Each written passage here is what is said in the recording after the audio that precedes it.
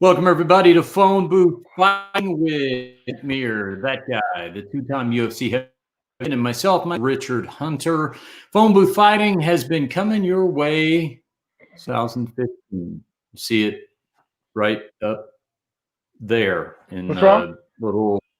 No, I'm pointing up there to our little watermark up there. I Oh, was pointing out that podcast was established in 2015. It says it right there on our little icon up there in the top corner. All right, Frank. Thoughts? hey, I know this sounds screwed up, but I think a little civil disorder is good for resetting. I think that I think Americans.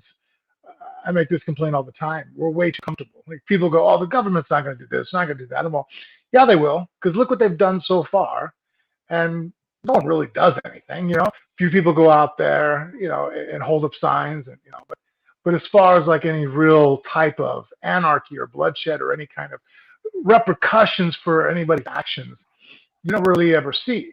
I was actually having this conversation with Chris Curtis in the gym today. We were talking politics in the morning during a syndicate, and he was like, "No, no, trust me, things will change now." They know that. I'm like, "Why?" It's kind of like the guy who mistreats his girlfriend. Like, well, what happened? Well, she yelled at me. You came home late. Well, guess what? You're always going to do it because that's the worst that's going to happen. You know what I mean? Like, there was no repercussions for your actions. I was like, for example, like, there's parts in Africa, the continent, right? I just was watching this on this news feed where this guy made it to Heathrow. He stowed himself inside the landing or the wheel well or the landing gear of a huge, 747 or whatever. In fact, his buddy died. He fell out of it. He lost consciousness. The guy was in a coma for months.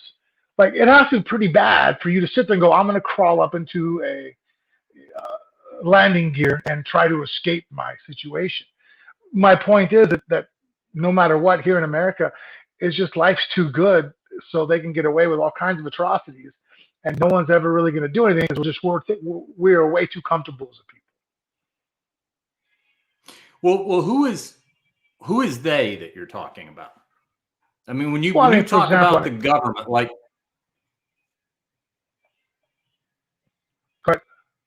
you good? Go ahead. Well, when I say they, yeah. Well, when I mean they, I mean, like, for example, I'm starting to feel less and less this is really a two-party system. I feel like everybody, it's the government versus us, and they're all on the one side. And they cause, us to fight with each other, so it's a distraction for what they do. But, for example, I was looking at just this last, bailout that was supposed to come through and help out.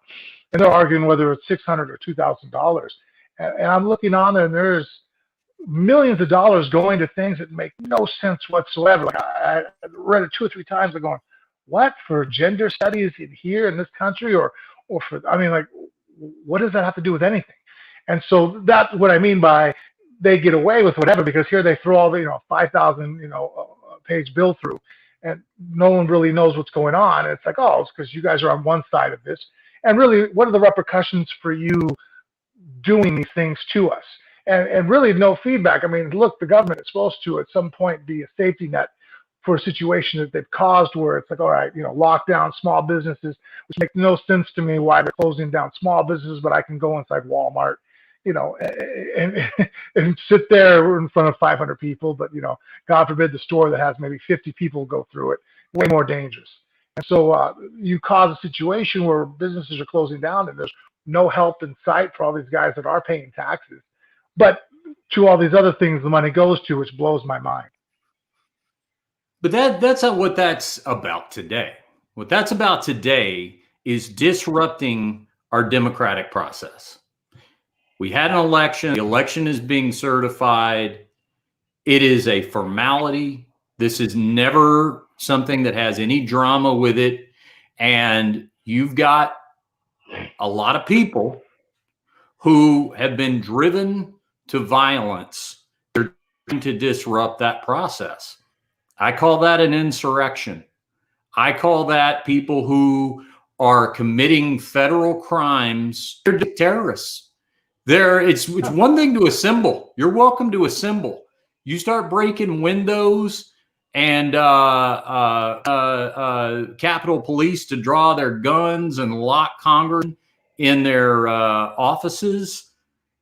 That's domesticism. Finding pipe bombs laid out. And I guess why I'm saying that I just see it as us versus them. Because here's a situation where now it's, Republicans or the MAGA group who are doing things, and you don't have anybody from authority in the MAGA group, or Republican Party who is really trying to shut them down, that they're listening to. Trump's not, until recently, now he said go away, but kind of through his words led to this. But I feel like it's like, okay, this is my turn to go ahead and play the bad guy. Whereas like when the BLM group took over city blocks of Seattle, it was like, well, there was really no Democratic leaders coming forward going, hey guys, no, we need to disperse this. This is not how we do things. People are getting shot. You're shutting down small businesses here. Guys who own the store can't provide for their family now. No, don't do that. But the Republicans are saying, hey, you guys need to come out and say something. No one says anything on that side because it was their turn to go ahead and play, keep their mouth shut, let the Republicans be the bad guys. Now the Democrats have to be the bad guys and come in and go, no, this is, stop doing this. And the Republicans, are all but silent. So that's why I keep sitting there. I mean, like my point to this when we were sitting at the gym, by the time the stuff was happening in DC, I was at the gym with the kids lifting weights, and I kept looking up, and there was 3 TVs that were completely being, between CNN and Fox, and I forgot what the other one was, being tuned into showing us what's going on. And I'm like, see, this is all just a facade, or what's the word I'm looking at, a charade. Because if it really was a situation where this was a danger, they don't think they could have cleared everybody out of there in 15 minutes. But I think that they keep everybody just on the line because it makes for good TV. Everybody's watching, it's television, sitting there like, hey, if you really wanted to go and pull the trigger, you know what I mean? Like, they could clear out are you telling me that our National Guard and the feds there couldn't clear out those people they wanted to? I think they were unprepared for it. Just to go back to the first point you made. So you're telling me that the hotels.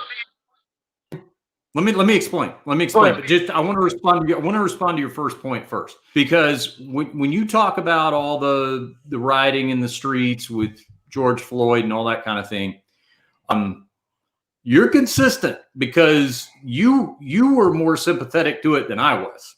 Remember our conversations about that.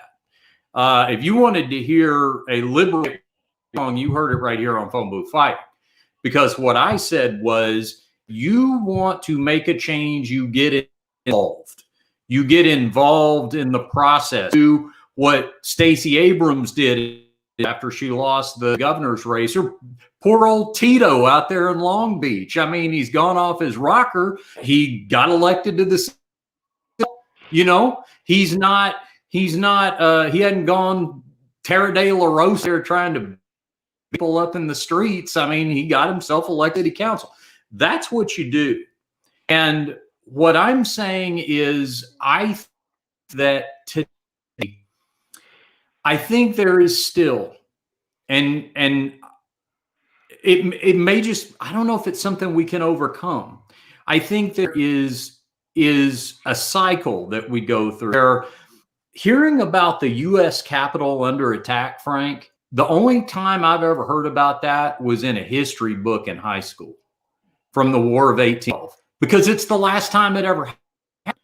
And they didn't even have photos of it. They had pen drawings of some red coat and a guy with a bayonet and all that. And it happened, real, but how real can that be? You know what I mean? I haven't seen it in high def television. I think I've talked about this on the show before. I have 100-year that basically any shit that happens in history can happen again 100 years later, because everybody's around to warn you that was there. It happened is usually about 4 generations die off, and then history will repeat mistakes. Now, 1812 was even farther back than that. But I do think that there was still a mentality of, okay, I know but these people aren't that crazy. Yes, they're taking days off work and getting their best red, white, and blue and camouflage outfits together, headed to DC, and they're going to make a statement. You know what? Hey, at that point, I'm fine with it. If you're going to assemble and your voice is heard, I'm fine with it. Even though I think it was irresponsible of what certain congressmen and senators did gum up the process, they're still operating within the formal rules. That's their prerogative. Okay, it's going to take a little longer, and you can get your your tape together for your next election, and let's do that.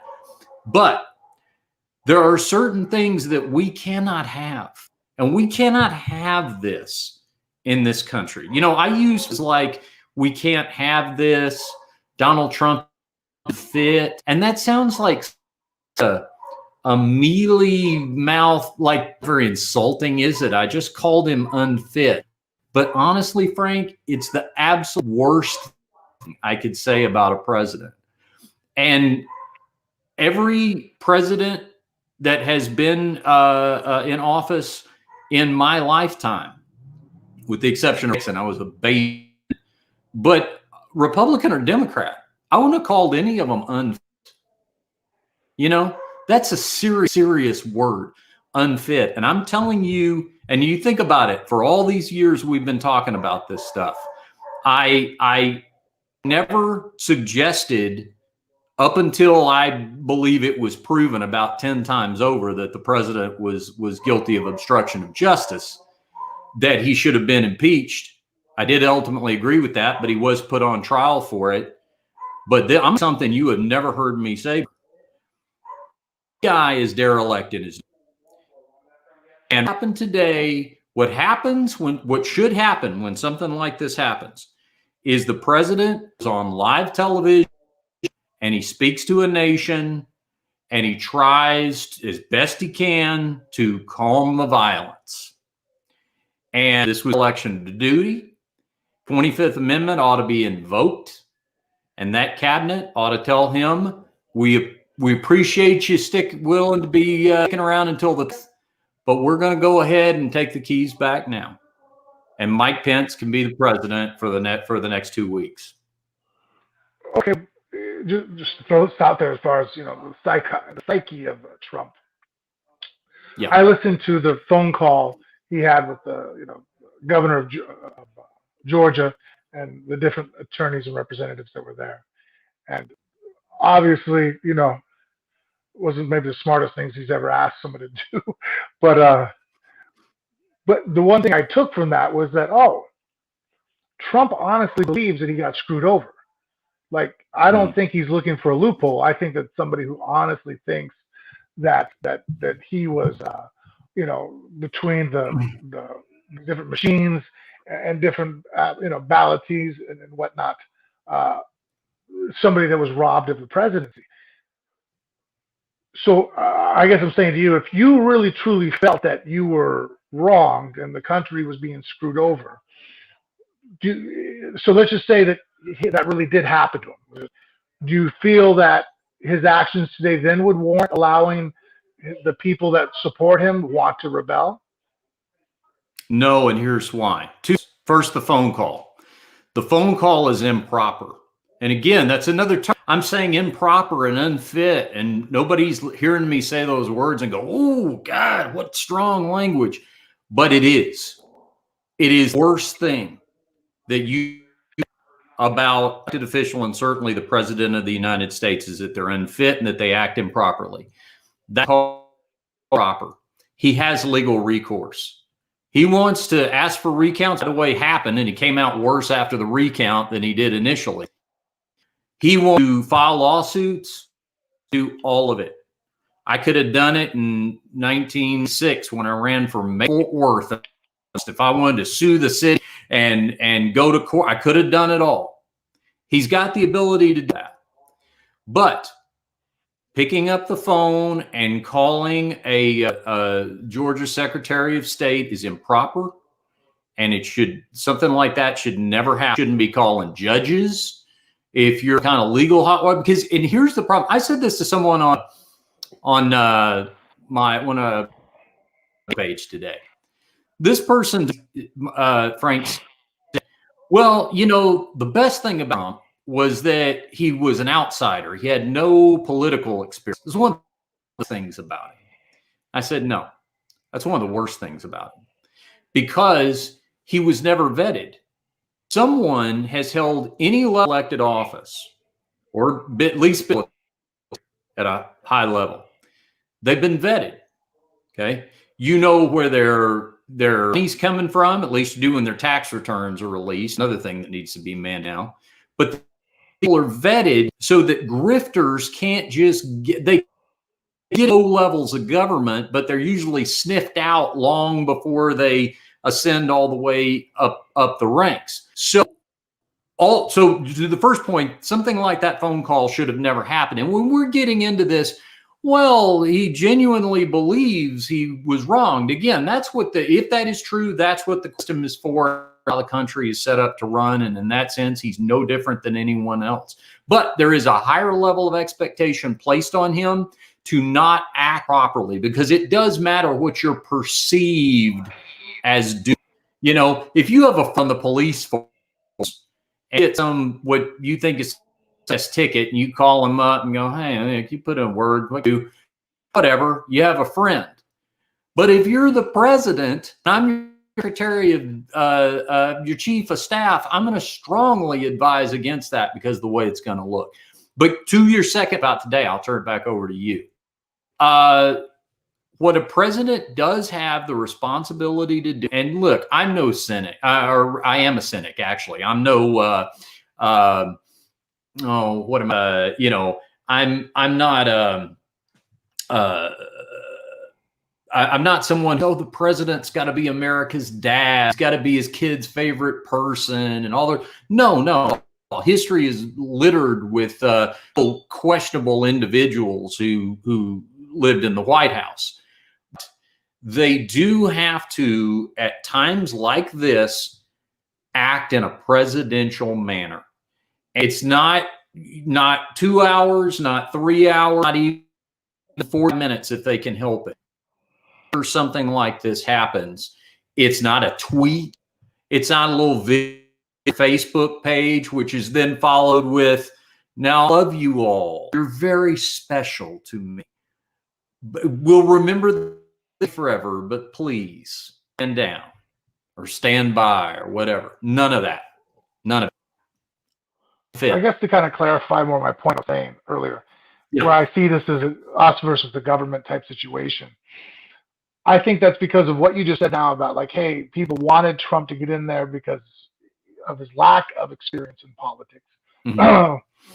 But you say where it's a bad thing. And I say it's more of a double-edged sword. But I think what it represents is where you say, in one sense, you're right.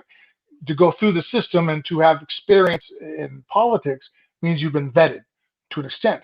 On the flip side of that, what a lot of Americans see that as, everybody who goes through the system, by the time they get to a position of power or authority, they've sold out, they've been corrupted, they're now on the inner circle working for themselves and not necessarily working for the common person.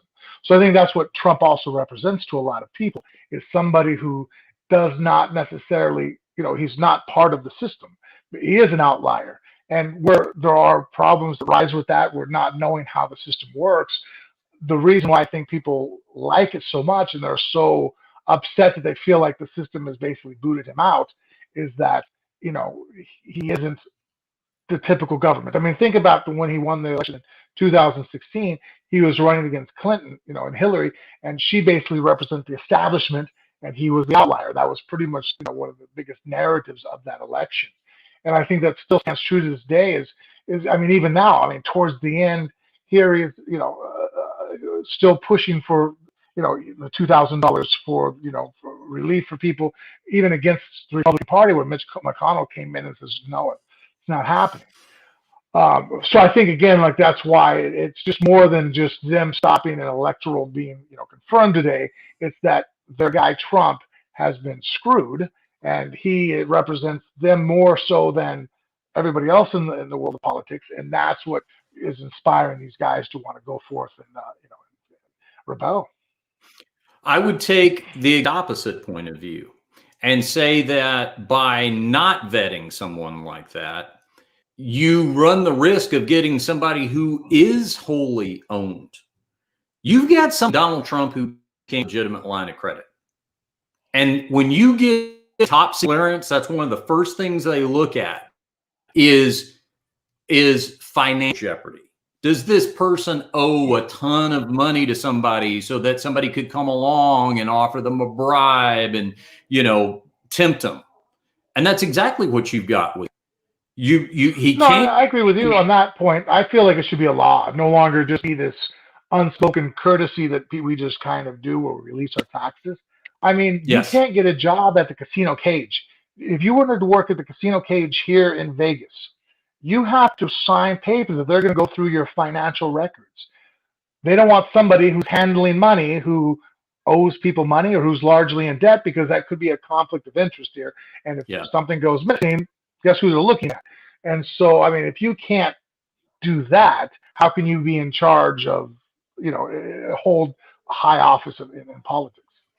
Yep. That is definitely something. And I want to get to this in a second. I want to ask if you have anything after this last 4 years, because it is about change. Joe Biden's going to be the president.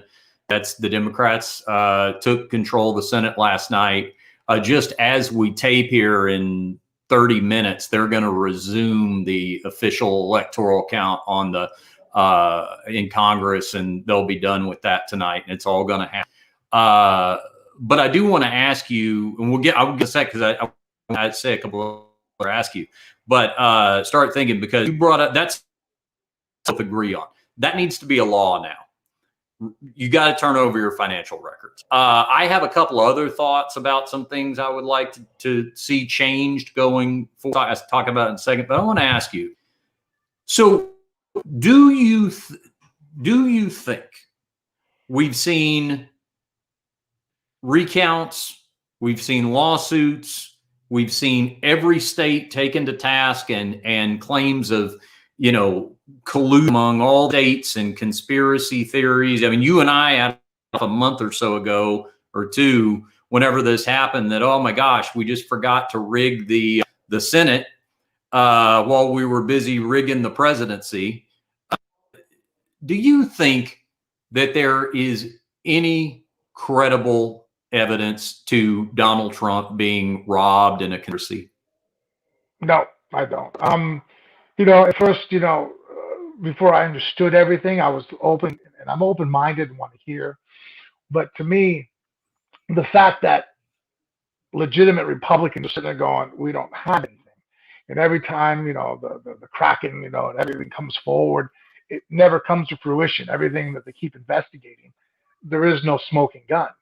And to me, for something to be that large scale as a stolen election, there's just no way like that. To me, that just heaps too much on the other group, saying, hey, they're so smart that even 2 months later, you're not going to find a trace or a trail of any kind of legitimate evidence that can be represented and presented in a court of law that's ran by a Republican.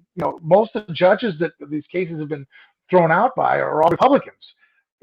Listening to the phone call with Georgia, that was all Republicans that were on the line. I mean, people that voted for Trump that are like, no, we want you to win, but we can't corrupt the system to do so.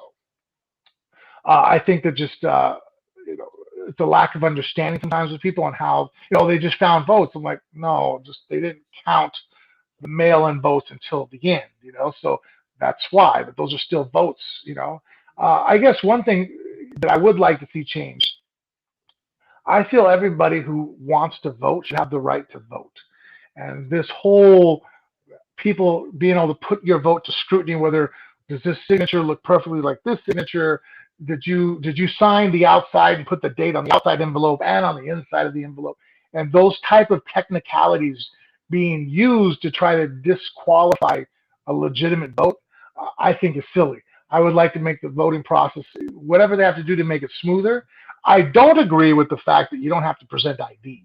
I know that might be an old thought process, but to me, I'm like, hey, look, if you're not a responsible enough U.S. citizen that you can't have an ID on you, I mean, hell, if I was walking down the street right now, walking one of the dogs, and someone called in a suspicious person and a cop pulls me over, I don't have ID on me, it could be a problem. You know what I mean? Like, that's only going to extend the length amount of time I'm going to have to sit here and answer questions because, who walks around with no ID?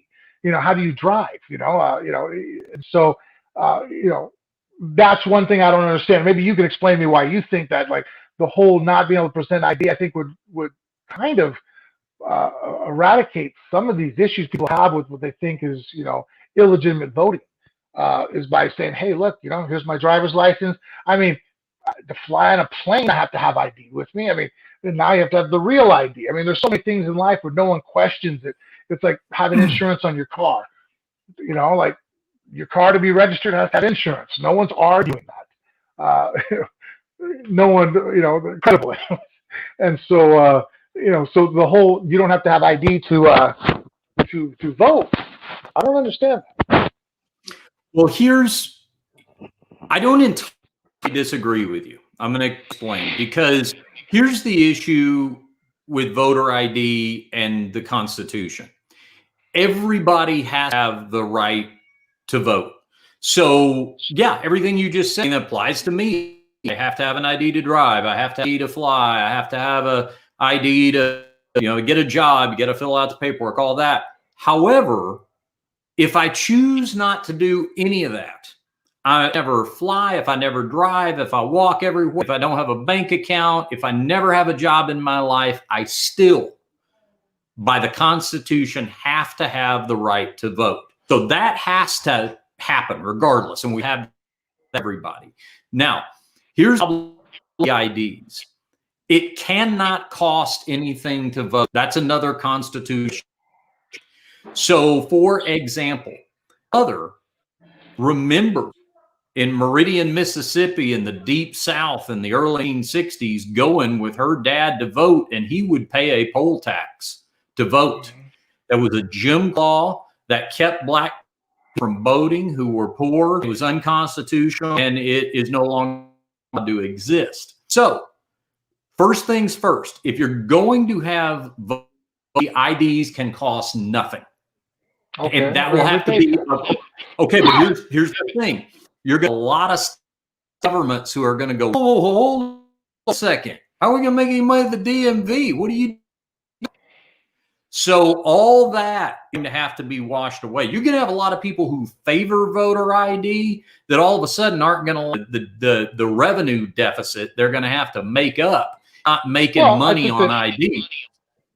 I think an easy solution to that would be your Nevada ID, for example. When I go to vote, passes as an ID, and then if for whatever reason you want to live on the off the grid, and you don't have the money to have a driver's license, then I think you should be allowed to go to the DMV, and for free you can get a voter ID that is only good for that. You can't use it for any other identification, so it still doesn't pull from the revenue of people wanting to give out IDs and license. But it's like, look, you can't use this to prove your age to buy a bottle of alcohol. This is only for you to vote, and all it does is some skin in the game.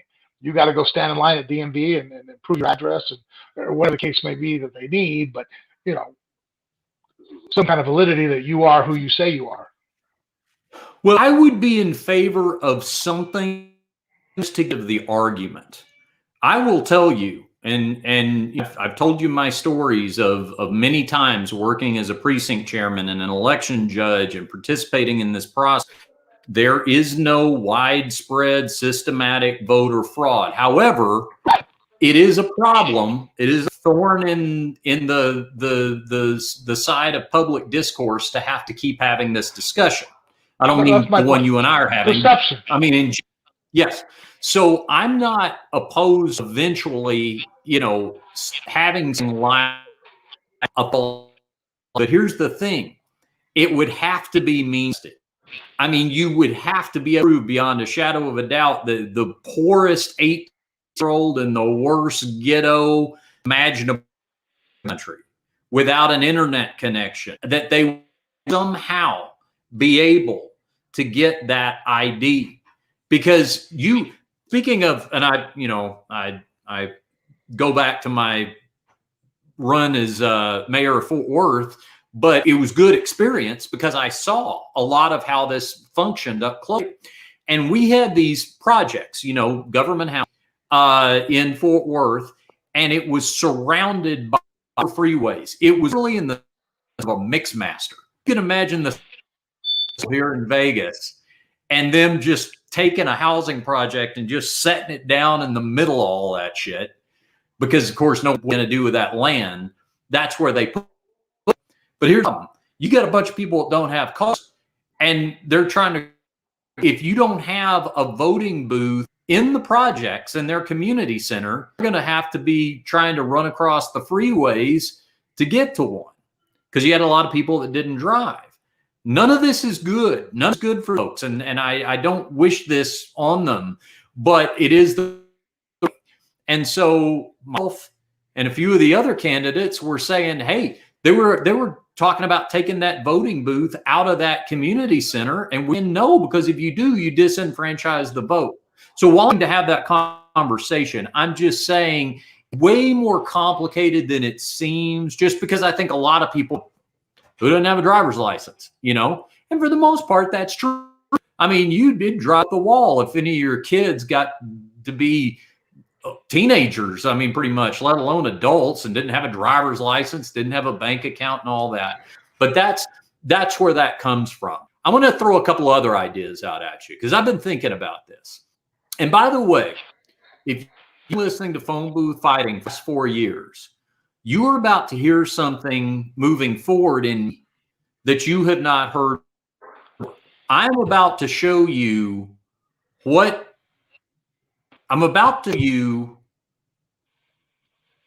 happens inside get office. Now I'm treat Joe Biden employee that he is. I'm not gonna post pictures of him in Superman outfits and Captain America costumes, other silly shit. I'm about to show you, look, that guy came to me, he asked for a job. He wasn't my first choice for the job. He was about my third choice. Ended up hiring him, and now he is going to hear about it. And I'm going to tell you not all the things that are going right. I expect them to go right. We're going to focus on the things that are going wrong and what needs to change. And that's what responsible and I think needs to do to be engaged. Don't spend all your time talking about, I like this guy from that or lady. Let's about the things they need to do better. Okay, so I'm going to throw out a couple of ideas. You tell me what you think about this. We both just agree on requiring tax rates now. We agreed on that. Pardons. I either believe that a commission needs to be, it can't be unilateral. We got to get it out of this one person, the ultimate power. Now, what always happened in the past was, if you were being looked at for a pardon, and of course there's deserving people. I mean, people have been in prison for 30 years for a joint or some goofy law like that. What would happen is departments would look at it. They'd give you a recommendation. They'd come to you as the president. They'd say, Frank, President, here's this case. We've studied it. It really is, an excessive punishment. We recommend this for a pardon. That's usually how it goes. Now, there have been BS pardons in the past. I give you with Mark Rich, which was ridiculous, and his brother, Roger Clinton. It was an old DUI, so it was mainly symbolic, but still, that's bullshit. Don't need to be pardoning family members. So what I would say is to be a commission, let's say maybe within the Department of Justice, like it's got to get past, like a parole board, basically. It's got past a 5-panel panel before the governor, basically. Either that, or if we can't how to do that, hold your breath, get the whole thing all together. No more special pardons. My biggest issue with the presidential pardon is this preemptive pardoning, where I can pardon somebody before crimes have been filed against them, or what's the word I'm looking for? Well, before charges, before they've had a trial, and Yeah. sometimes before they've been sentenced. Like in Joe Arpaio's case, convicted, but he hasn't yet, and he's getting pardoned. I mean, and I can at least hang with that better than I can with I'm going to give out these pardons, and it's like, well, what did they do? There has to be, what are they guilty of? And like, well, this is just in case you try to come after me in the end. No, it doesn't work that way, man. It doesn't. Like, I feel that charges have to be brought up on you at the very least for someone to come in and pardon. Get out of jail free card. Exactly. All right. Yeah, so that whole just like, here you go, like, here's a preemptive in case from this date backwards we find anything, you're good. It's like, well, no, I think you have to be specific so there's at least an admission of guilt. Because if there's no guilt, what are you pardoning? We agree on that one. Here's one. In fact, I'm going to give you my first issue that I've got with the incoming Biden administration. His pick for Secretary of Defense.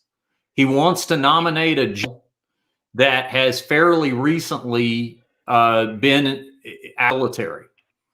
And there is a time period during which there is supposed to be a period of time that is passed. 5 years, something to that. I have to look up the exact time period. There is a time period that says, okay, if you're going to be Frank Secretary of Defense, because it is run by civilians, if you were in the military, can't just be right out of the military. The idea is to keep from installing, a bunch of generals, like your secret police force running the government.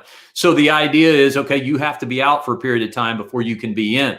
They granted that waiver to when he was Secretary of Defense. I opposed it then, and I'm opposed now.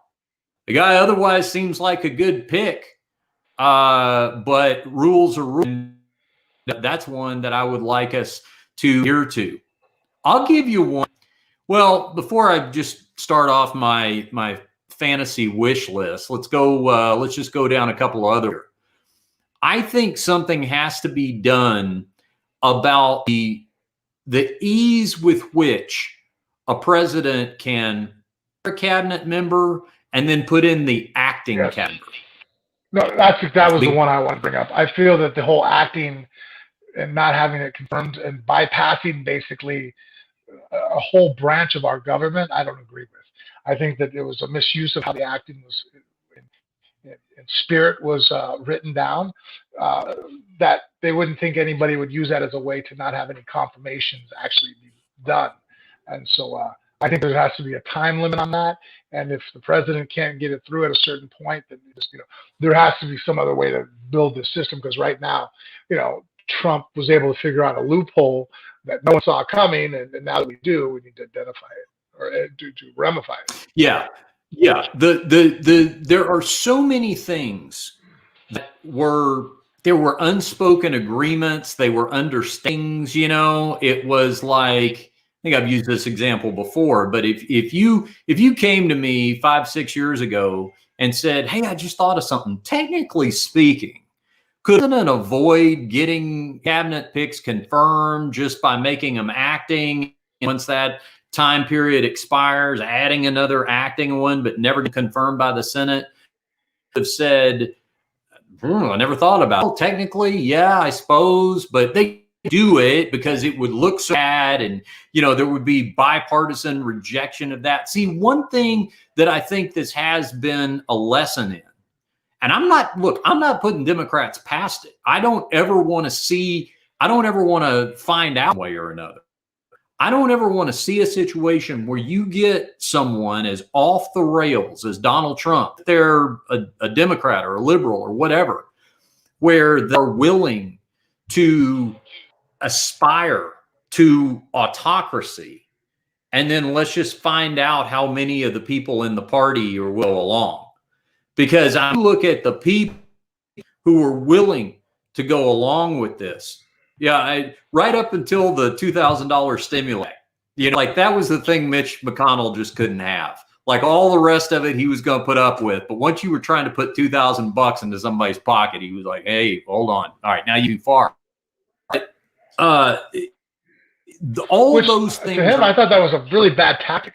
I think that alone right there is what is the reason why what happened in Georgia here with their senators, the Senate Mhm. race. You know what I mean? Like, I mean, it Well, was here's so what. black and Yeah. white. So you So sit there and go, if you here's. vote the Democrats in, you're getting $2,000 in 3 weeks. If you vote the Mhm. Republicans in, you got no money coming besides the 600. But here's what they didn't count on, though. They didn't count on a leader of the party who would, in his dismay over his defeat, reject the party in favor of vengeance. Because if he wanted $2,000, he could have negotiated that when they were negotiating the $600. He wasn't talking about it then. He wanted it after the fact because he that McConnell wouldn't go for it, that Democrats would, and all of us could go, well, look, I got Bernie Sanders in with me here. And he had me agree, by the way. 100% they ought to be doing it. But there needs to be quality control. That's what it is. Quality control. And let me tell you something. I'm making my position known on this now before Biden's even inaugurated. Because the hardest thing to do is to get the party that is in power. And that's basically what you're going to be doing if you do that. You know what I mean? Like, it's one thing for me to be saying all the changes that need to happen when my party's not in office. But if all of a sudden my ideology is in the driver's seat, it's real easy to go, let's think about that maybe in 4 to 8 years, you know? So you will hear me say that over and over and over again and take Joe Biden, ask, hopefully, for doing it. I mean, listen, so far his cabinets are pretty moderate, and I'm excited just to stop all of this insanity. But I am afraid, though, that this can happen again. And I wouldn't want it.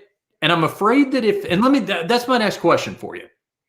Is this the end of something, or is it the beginning?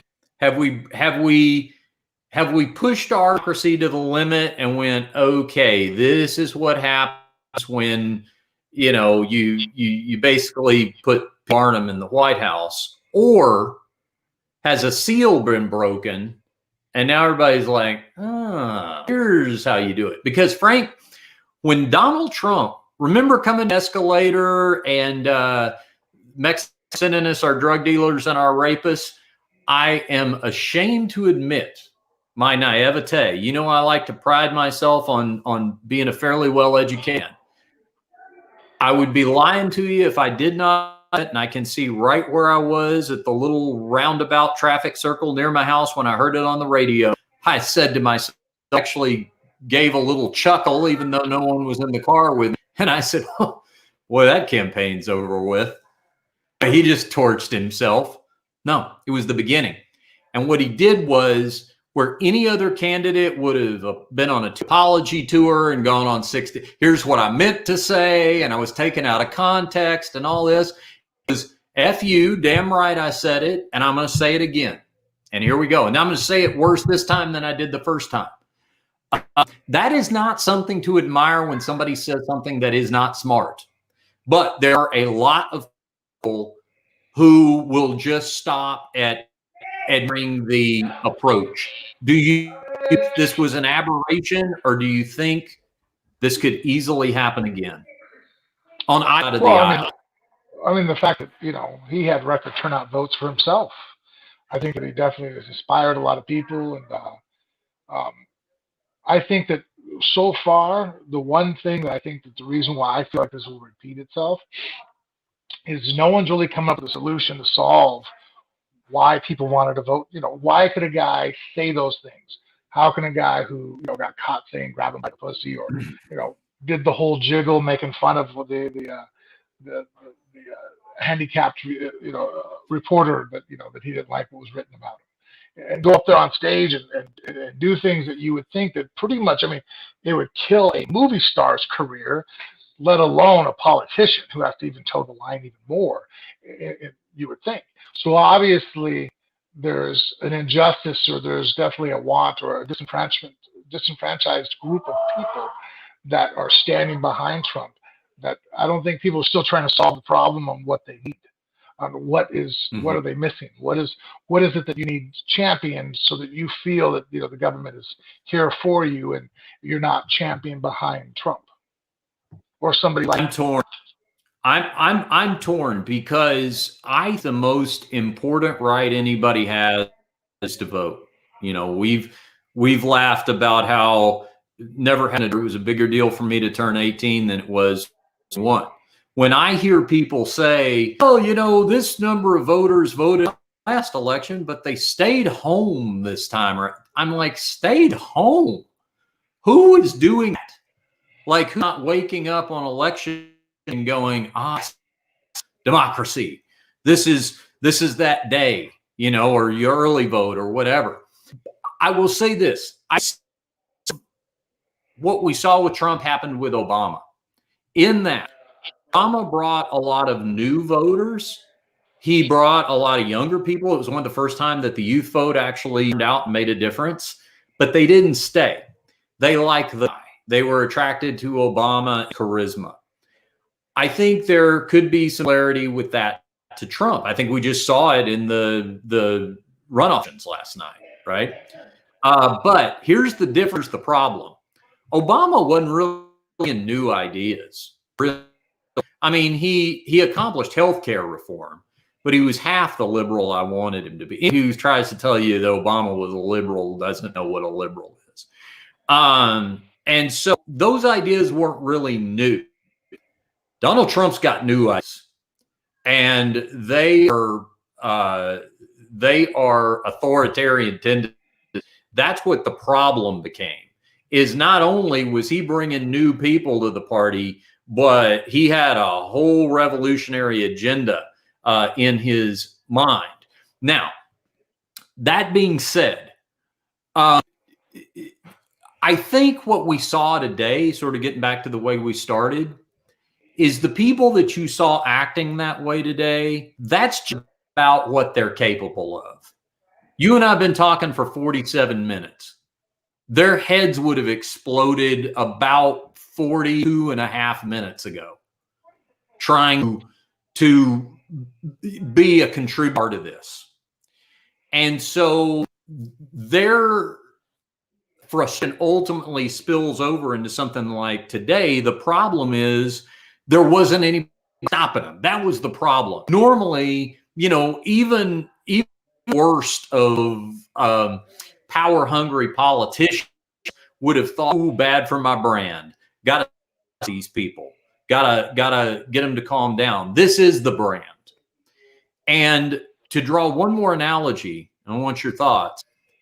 Letting in used to crazy people had to work harder to find each other. Usually they would meet in the insane asylum where the doors were locked and the walls were padded. Such of a danger. We got the internet. And I don't know if I'm turning you on to anything new, Frank, but there are people out there, some of them just got elected to Congress, who think that as a liberal, I may be going to some meeting where eating babies down in a basement, and I also might. That is running right now. So I think that when you look at 1980 and Reagan, the Reagan Revolution, that's where the religious right came in. In 1980, there wasn't like a religious right, evangelical, political movement, right? And the party of Reagan realized, oh, these guys vote, they're organized, and they're scared of an invisible man.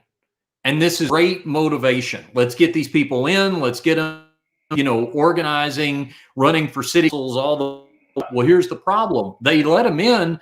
They got Reagan in office, but they didn't leave. They have somewhat albatross around the conservatives' neck. I mean, I'm sure when you have been in some of your more conservative moments, you're not conservative because you've been the invisible man in the sky. You know what I mean? And so you look at it like, these guys, they're seat over here too. I'm worried that by making this sort of deal with the devil, then the people who believe in the QAnon and the lizard people and all that in here, because we do need their votes and it does help for turnout. Once you let them in, it may be hard to get them out. True. I mean, I think we saw that with the Tea Party. Once you start to, concede out different ideals for a group, then you give them power. See, Tea Party though, yes, but the thing with the Tea Party though, that was just bad math. Like the idea that 250 years into this, astronomical national debt that we're just going to go, how about we just hit the reset button on the finance? It's not going to go that way. But they weren't in that they believed in these bizarre conspiracy theories and this sort of thing. I mean, the good news is, I think that, like I said, not that anything about today was really good news, but these people do kind of let themselves be known. They kind of, you can see them coming a mile away. They identify themselves and a lot of the strange things that they're saying, you're like, okay, I got to get going. But I mean, I think that also happened on the other side. I think, speaking of groups that have been given a lot of control, and the BLM group, and I think that actually started to hurt Biden in there towards the end, was the whole defund the police narrative that was being shouted out, even though Biden himself never said that. But it just goes to show you how a group of people can influence, and sometimes it can backfire in your face. Well, people can say something stupid. And saying defund the police was a stupid thing to say. Anyone who didn't say to someone in their own political party, what'd you say? Don't say that anymore. That's stupid. Yeah. That sounds really stupid anymore. Anybody who doesn't do that is committing a political malpractice. But I would actually, listen, as someone who would really like to see an actual liberal be president of the United States, I submit to you that has not happened since FDR. It just happened. It wasn't Jimmy Carter. It sure as God wasn't Bill Clinton. It's not Barack Obama, and it's Biden. Some more than others, sure, but there hasn't really been a liberal since FDR. And anybody who was a supporter of Bernie Sanders, look where I am. Didn't work out. Had a lot in him, way more than I thought he was going to have. But we end up with Joe Biden, and we will like it because anybody who wants to argue that we're, you hear the word center country, center, I'm not even going to argue for center left. I'm just going to say people are kind of center, because it's also a way to avoid a lot of deductive reasoning.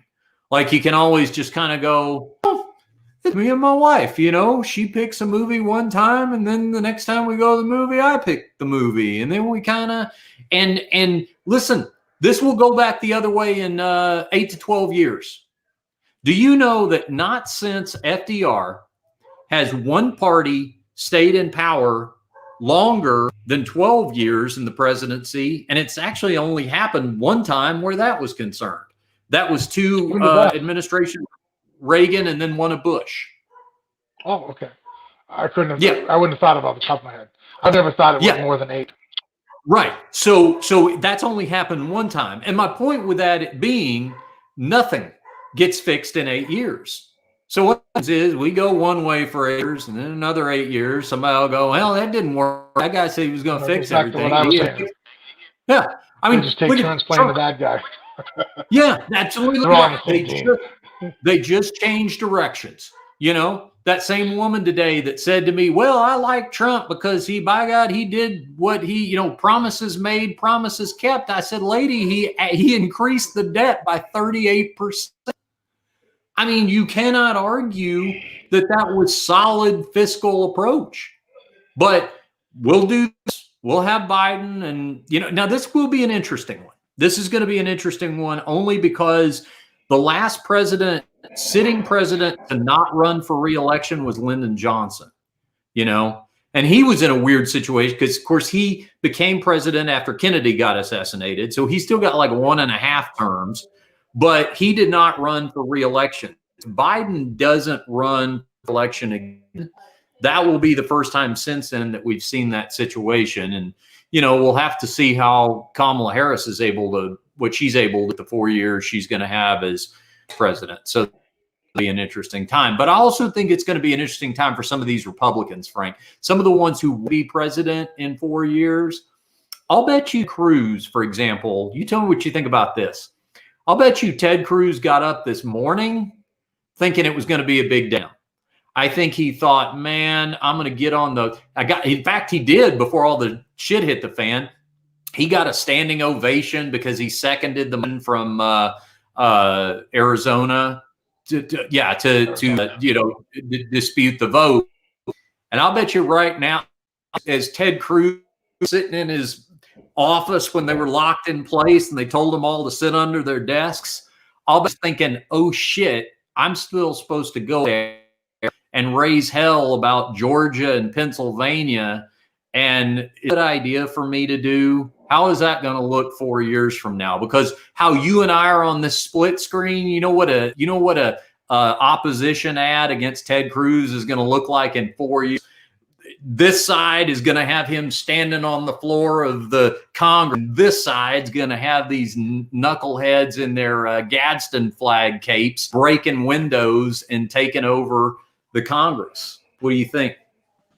No, I agree with you. I think that, hey, man, a lot of these guys are deciding to go down with ship. They're tying the lines to Trump. And, I don't know. I see the writing on the wall. I don't think maybe that is the most, I think the Republican Party needs to kind of maybe sit back and reset and realize how can we be a party without Trump. And right now, his group has such power and control over it that I think that, but if it only gets worse, and I mean, like I said, the writing on the wall, what's going on in New York, on a state level, which you can't pre-pardon that or pardon it at all as the president, it could get a lot worse for Trump from here on out. Soon as, I think that's one of the reasons why he's holding on to the presidency with such fever is I think he realizes what's waiting for him once he leaves. Hell, I wouldn't be surprised if, hell, there was 7 or 8 senators that were sitting in Russia just on 4th of July. I wouldn't be surprised if, there's more people going hang out in Russia when this is all said and done on the 21st. Yeah, absolutely. It's going to be very interesting to see what the new product is come January 21st, because he's definitely going to have one to pitch. Last question for you. This is one I didn't think about earlier, but it's an obvious one. Elect college. I say done. Let it go. I have to agree with you too. I think the Electoral College is kind of a thing of, if from what I understand reading the history book, that was done back when we were, mail had to come in on horseback. It took 2 or 3 months to really count everybody's vote. I don't know why a guy who lives in a rural area, his vote actually counts more than a guy who lives in the middle of the city. And that makes no sense on a federal level to me. If more people want this, the majority should win. I think that's pretty much what democracy is. And the indirect democracy that we have with the Republic and stuff, I still feel that it's like, if more people want it this way, I mean, otherwise what? The solution if, in the future, if the electoral vote doesn't match up with the popular vote, is people start moving out of the city and move into the rural areas, so now their vote counts more, start turning areas different colors that weren't before. I think in the long run, I think people that would be more unhappier with that solution than just going with a popular vote. It's something we are capable of determining now, down to the actual vote. Also, too, I think I've told you this before, my friends in Australia, they let me know that it's mandatory that they vote. Everybody who's eligible to vote has to vote, or they'll get fined.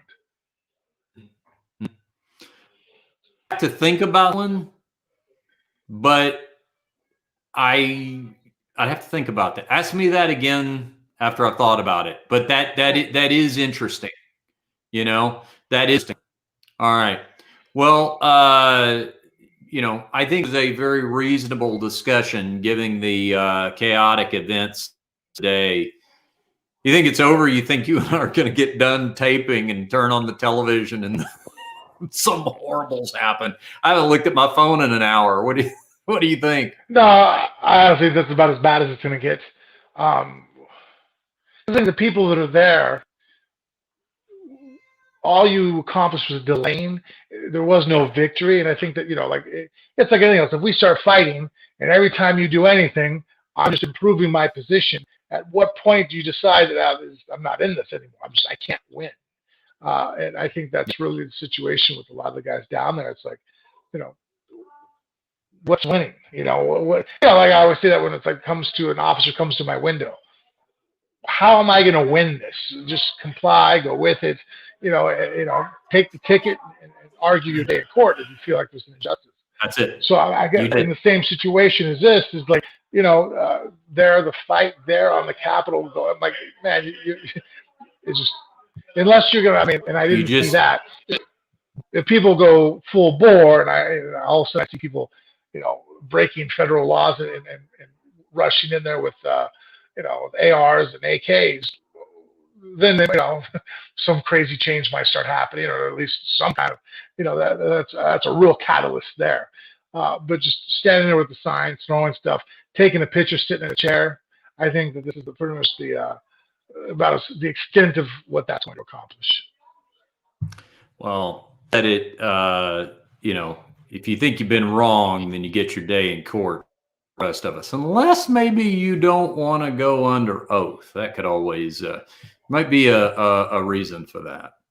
All right, Frank, go to phone booth. We've got sponsor codes up there. If you want to save some money, sponsors, some of Frank's sponsors are up there. You just click on the codes, and you'll see the codes. You can follow us on social media, of course. Phone Booth Fighting. We have a Facebook page, and post some questions up there if you got some questions for us. We'll get back some Q&A next week. But this was big breaking news. We had big breaking news to cover, so we had to do it like we do. But you watch 2020. You hold me to this, Frank. You keep asking me, what is the Biden administration? What could be better? Tell me things that they're not doing right that you want them to do, and I will always be ready for you. That's my promise to you, okay?